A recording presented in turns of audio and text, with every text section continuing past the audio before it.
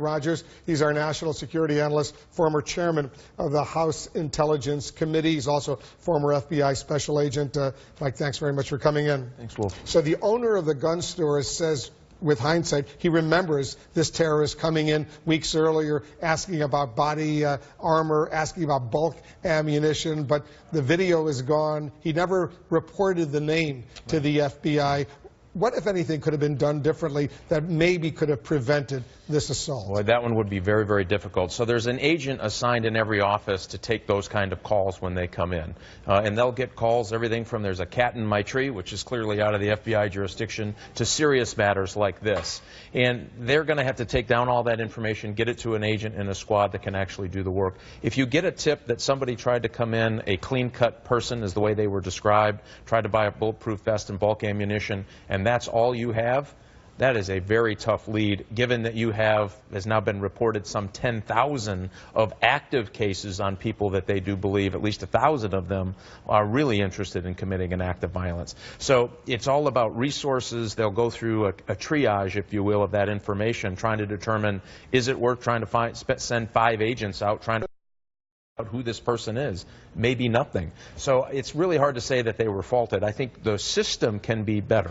So we can integrate lists that we have today, which aren't done very well electronically, and we can make sure that those the gun owners know that if you can get any identifying information, that significantly helps the FBI in their investigation. Because with hindsight, obviously, everyone's a lot smarter. We could have done this. We could have done that. If you had been the FBI agent receiving that call from the owner of that gun store, and I don't have a name, he says, but at the time they did have video, they had surveillance video inside, would you have asked that owner, show us the picture of this guy? Eventually, you would have gotten there. So even the agent taking the call is not likely the agent that would do the investigation. So they do their report, they send it to the agent. So that goes in a stack of a whole bunch of other ones just like it, all these reports coming in. So that agent, again, has to do a triage.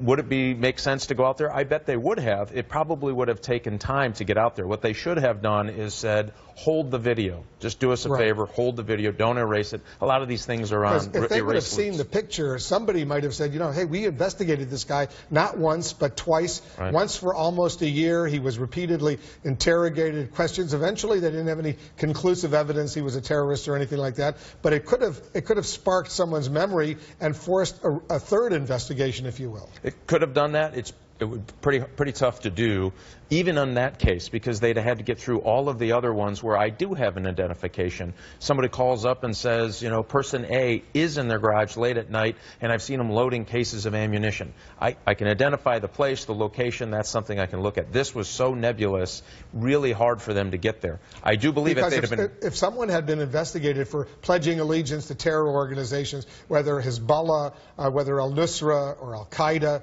or ISIS, and cleared, but then goes into a store and says, I need body armor and ammunition, that could have triggered some sort of serious investigation. Absolutely. And if they'd had one little more piece of information, if they'd have gotten his driver's or his license plate number and had that along with that report, that would have triggered, that would have sent a whole bunch of bells and whistles off at the FBI. But unfortunately, they didn't have that. Even the picture alone, you'd have to have the agent that did the investigation, which might not be the same person, look at that and make that determination. So there's a lot of almosts in that investigation. And obviously, as I said, we're all a lot smarter with hindsight. We're told that today FBI agents are questioning people at this terrorist mosque where he prayed. What kind of questions do you think they're asking?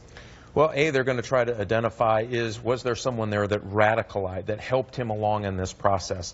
Normally, these folks are looking for some kind of permission to do this through their mosque, through their imam, through somebody they know, so through some religious cleric, ISIS itself, and so conversations would have happened. So they're looking for, was there someone there that was encouraging him along this path to radicalization? They'll look for that. They're also looking for anyone else that might be in there. Remember, this mosque has had other trouble in the past, including someone who attended that mosque, who went to Syria and blew himself up in a suicide bombing.